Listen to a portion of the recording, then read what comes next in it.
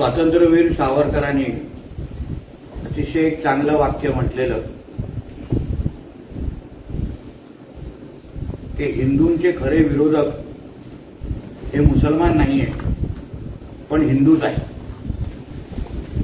आणि ह्याच्या परत परत ह्या वक्तव्याची आठवण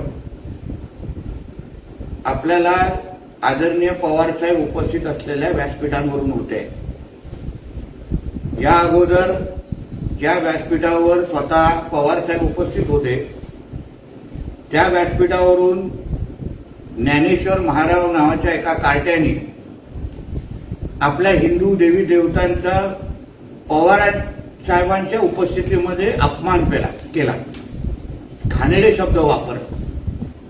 आता काल तसंच इंदापूरच्या व्यासपीठावरून, तुतारीच्या व्यासपीठावरून, जिथे स्वतः पवार साहेब आणि अन्य तुतारीचे नेते मंडळी उपस्थित होते, तिथे जानकर नावाच्या एका कार्ट्याने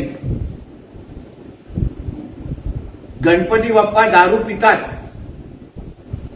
गणपती दारू पितो अशा घाणेरड्या शब्दामध्ये आमच्या देवी देवतांचा अपमान परत एकदा पवार साहेबांच्या उपस्थितीत केलेला आहे. म्हणजे तुतारी हा पक्ष हा मुस्लिम लीगचा बी पार्टनर आहे का? मुस्लिम लीगचा महाराष्ट्राचा वर्जन ह्याला तुतारी किंवा राष्ट्रवादी काँग्रेस शरद पवार पक्ष म्हणायचं का? कारण का मुस्लिम लीग ज्या पद्धतीने हिंदूंचा द्वेष करतात, ज्या पद्धतीने हिंदूंच्या विरोधात भूमिका घेतात, तशी भूमिका वारंवार तुतारीच्या व्यासपीठावर घेत असताना आपल्याला दिसलेली आहे. आणि म्हणून जसं मोहम्मद पैगंबरांबद्दल कोण काय बोललं त्यावर सगळ्यांना लगेच मिरच्या लागल्या आणि सगळ्यांनी लगेच धमक्याची भाषा केली. नारायण राणेंची चिरंजीवांची भाषा ज्यांना आवडली नाही त्यांना त्यांच्या नजरेसमोर परत परत हिंदू देवी देवतांचा अपमान करणं हीच तुतारी पक्षाच्या राष्ट्रवादी काँग्रेस पक्ष, शरद पवार पक्ष ह्यांचा मुख्य अजेंडा आहे का? हे आता त्यांनी स्पष्ट करावं. कारण का एवढे हिंदू व्यासपीठावर बसलेले असताना गणपती दारू पितो, 1.5 दिवसाचा गणपती दारू पितो असं अगर कोण नालायक म्हणत असेल आणि त्यावर आदरणीय पवार साहेब पासून कुठल्याच तुतारीचा नेता त्याच्यावर आक्षेप घेत नसतील, गुदगुद हसत असतील,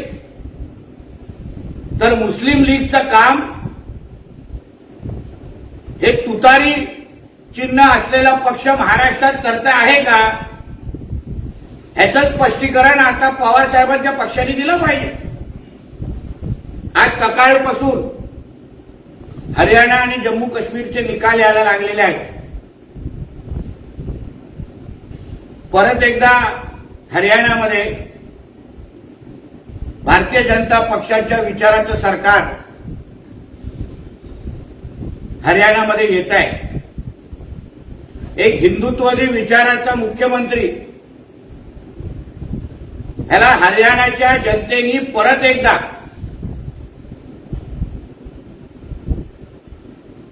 त्यांच्या बाजूने कौल दिलेला आहे. हिंदुत्वाचा विचार हरियाणामध्ये परत एकदा स्वीकारला गेलेला आहे. अजून चित्र स्पष्ट 12 वाजेपर्यंत होईलच, आपण वाट पाहू. पण ज्या पद्धतीचे निकाल येत आहेत त्यावर परत एकदा आदरणीय मोदी साहेब आणि हिंदुत्वाच्या ह्या विचारावर हरियाणाच्या जनतेने परत एकदा विश्वास ठेवलेला आहे. आणि तेच फायनल निकाल आल्यानंतर स्पष्ट होणार आहे. जम्मू आणि काश्मीरमध्ये पण आपण अजून थोडी वाट पाहिली पाहिजे. भारतीय जनता पक्ष हा एकटा पक्ष निवडणूक लढवत होता.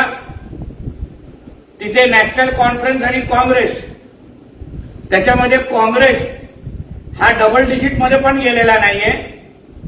नॅशनल कॉन्फरन्सनी आघाडी तिथे घेतलेली आहे. म्हणून मला विश्वास आहे 12 वाजेपर्यंत तेही चित्र स्पष्ट होईल आणि आदरणीय मोदी साहेबांच्या विकासाचा जो अजेंडा जम्मू काश्मीरमध्ये मोदीजी चालवत आहेत, आमचं केंद्र सरकार चालवत आहे, ते जम्मू काश्मीरची जनता स्वीकारेल असा माझा ठाम विश्वास आहे. संजय राजाराम राऊतनी कितीही सकाळी ओरड घातली, हरियाणा आम्ही हरणार, जम्मू काश्मीरमध्ये सुपडा साफ होणार, हरियाणाचे निकाल आल्यानंतर ह्याला हाजमुलाच्या गोळ्या घ्यायला लागतील अशी परिस्थिती तयार झालेली आहे. आणि हरियाणा तो सिर्फ झाकी है, महाराष्ट्र अभी बाकी है. आणि या काही महिन्यामध्ये महाराष्ट्राचे निकाल लागल्यानंतर महाराष्ट्रामध्ये पण महायुतीचं सरकार हे मोठ्या मेजॉरिटीने परत येईल एवढा विश्वास आजच्या निमित्ताने मी व्यक्त करतो. सर, हरियाणा निवडणुकीचे निकाल सकाळी काँग्रेस जवळजवळ 60 जागांवर आघाडीवर होतं, मात्र लगेच उलटफेर झालं आणि चित्र बदललं. आता जवळजवळ भाजप 10 जागांवर काँग्रेसपेक्षा आघाडीवर आहे. यावर संजय राऊत असं म्हणतायत की हरियाणात विजयाचा बंदोबस्त केला आहे, हे भाजपने कालच जाहीर केलं. आता हे शेंबड्या मुलांसारखं रडण्याचं काम संजय राजाराम हे पहिल्यापासून करतो. कालपर्यंतची असलेली भाषा बघा की हरियाणामध्ये भारतीय जनता पक्षाचा सुपडा साफ होणार आणि आज बंदोबस्त केलाय. तसाच बंदोबस्त विकासाच्या अजेंडावर आम्ही महाराष्ट्रामध्ये पण केलेला आहे. हिंदुत्वाच्या अजेंडावर आम्ही महाराष्ट्रामध्ये पण केलेला आहे. म्हणून त्याची आता जसा हरियाणाची तू ह्याची भाषा बदलली आहे तसं महाराष्ट्राच्या निकालानंतर हा तुम्हाला कुठेही दिसणार नाही. ह्यांना आपण पाहिलं का आणि त्याच्यावर संजय राऊतचे फोटो लावून महाराष्ट्रामध्ये आपल्याला संजय राऊतला शोधायला लागेल.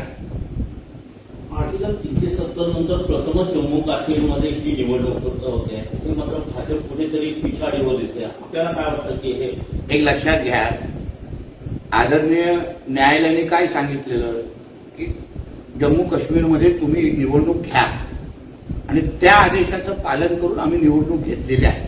शेवटी तिथे लोकशाही प्रस्थापित करायची आहे, लोकांचं राज्य तिथे आणायचं आहे. म्हणून लोक जे कौल देतील आम्हाला मान्य आहे. आम्ही भारतीय जनता पक्ष म्हणून आम्ही जे निर्णय जम्मू काश्मीरच्या हिताचे होते ते आमच्या केंद्र सरकारने आणि आमच्या नेते मंडळींनी घेतलेले आहेत. शेवटी लोकशाहीमध्ये लोक जे स्वीकारतात आपल्याला मान्य करायला पाहिजे. पण मला तरीही तुम्हाला सांगतो ते येणाऱ्या 12 वाजेपर्यंत तुम्ही थांबा. जम्मू काश्मीरमध्ये पण तुम्हाला एक चांगली ब्रेकिंग न्यूज भाजपच्या बाजूने भेटेल, जसं हरियाणाबद्दल भेटली, एवढं मी तुम्हाला विश्वासाने सांगतो.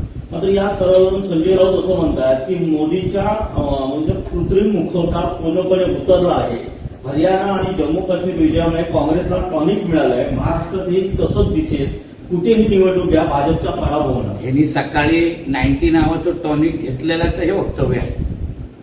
ज्या कालपासून मी तुम्हाला सांगतोय, ज्या व्यक्तीने एक साधी सरपंचाची निवडणूक लढवली नाही त्याला निवडणुकीचे गणित कधीच काढणार नाही. सकाळच्या 1 तासामध्ये तुम्ही कुठलेही निवडणुकीचा निकाल हा लावू शकत नाही. पण सकाळी उठून याला निवडणुकीचं गणितच समजत नाही, निवडणुकीचं अॅरिथमॅटिकच समजत नाही, तोच अशा वेळासारखी भाषा करू शकतो. संजय राऊत महाविकास आघाडी बोलताना असं म्हणतात की जर काँग्रेसकडे मुख्यमंत्री पदाचा दावेदार असेल तर त्यांनी तो जाहीर करावा. खांद्यावर कोणाचं मुलकं आहे हे लोकांना दिसलं पाहिजे, नुसतं धड असून उपयोग काय. यांनी कितीही ओरड घातली तर तरी काँग्रेस काय ह्याच्या मालकाला मुख्यमंत्रीचा चेहरा जाहीर करत नाही. काँग्रेसचं ठरलेलं आहे तेव्हा उद्धव ठाकरेला मुख्यमंत्री पदापासून दूर ठेवायचं आहे, हे मला स्वतः एका काँग्रेसच्या नेत्यांनी सांगितलेलं आहे. म्हणून ह्यांनी कितीही ओरड घातली तरी उद्धव ठाकरे आणि ठाकरे सरकार परत महाराष्ट्रामध्ये येत नाही. संजय राऊत असंही म्हणतात की मोठ्या प्रमाणात शिवसेनेत इन्कमिंग होईल, हे तुम्ही भविष्यात पाहाल.